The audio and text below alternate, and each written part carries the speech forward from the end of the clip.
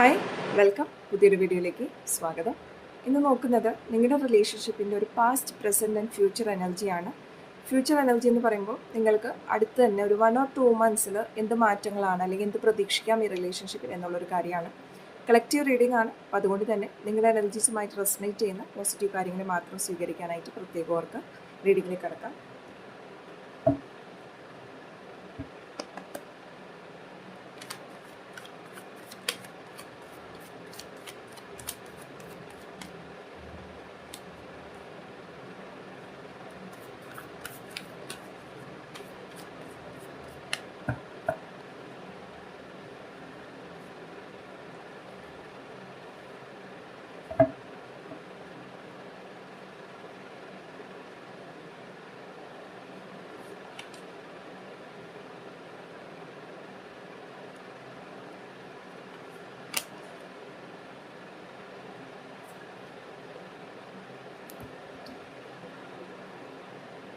Okay,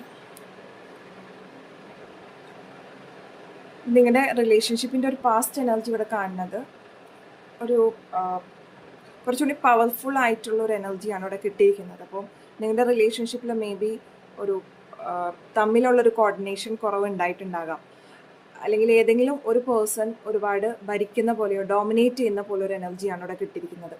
അപ്പോൾ equally റിലേഷൻഷിപ്പിനെ value ചെയ്യുന്ന അല്ലെങ്കിൽ ഈക്വലി പേഴ്സൺസിനെ വാല്യൂ ചെയ്യുന്ന ഒരു റിലേഷൻഷിപ്പ് ആയിരുന്നില്ല എന്നാണ് കാണുന്നത്. നിങ്ങളായിരിക്കാം, നിങ്ങളുടെ പേഴ്സൺ ആയിരിക്കാം, ഏതോ ഒരു വ്യക്തി വളരെ പവർഫുൾ ആയി നിൽക്കുന്ന ഒരു എനർജിയാണ് ഇവിടെ പാസ്റ്റ് എനർജിയിൽ കിട്ടിയിരിക്കുന്നത്.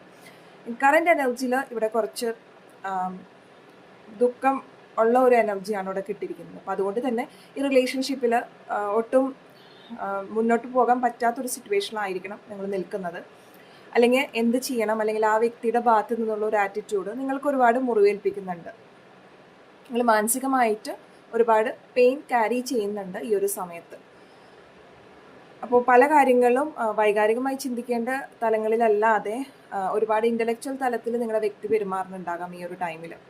ഇൻ ഫ്യൂച്ചർ നിങ്ങൾക്ക് എന്ത് എക്സ്പെക്റ്റ് ചെയ്യാമെന്ന് ചോദിച്ചാൽ, ഫ്യൂച്ചർ നിങ്ങൾ കുറച്ച് റിസ്ക് എടുത്ത്, ഇപ്പോൾ ചിലപ്പോൾ നിങ്ങൾ നിങ്ങളുടെ കംഫർട്ട് സോണിലായിരിക്കാം, പല കാര്യങ്ങളും സൊസൈറ്റിയെ കുറിച്ച് ചിന്തിക്കുന്നുണ്ടാകാം, അല്ലെങ്കിൽ എന്തായിരിക്കും ഒരു തീരുമാനം എടുത്താൽ എന്തായിരിക്കും അതിൻ്റെ ആഫ്റ്റർ എഫക്റ്റ് എന്ന് ഓവർ തിങ്കിങ് നിങ്ങളിപ്പോൾ ചെയ്യുന്നുണ്ടാകാം.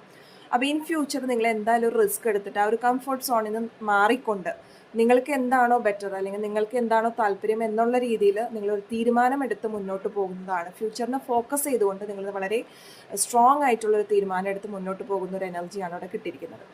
അപ്പോൾ ഇപ്പോൾ നിങ്ങൾ ഈ അനുഭവിക്കുന്ന ദുഃഖത്തിൽ നിന്ന് നിങ്ങൾക്കൊരു കരകയറാനായിട്ട് എന്തെങ്കിലും ഒരു ഓപ്ഷൻസ് ഇവിടെ വരുന്നുണ്ട്, അല്ലെങ്കിൽ നിങ്ങൾക്ക് അതിന് തീരുമാനം എടുക്കാനുള്ളൊരു ബോൾഡ്നെസ്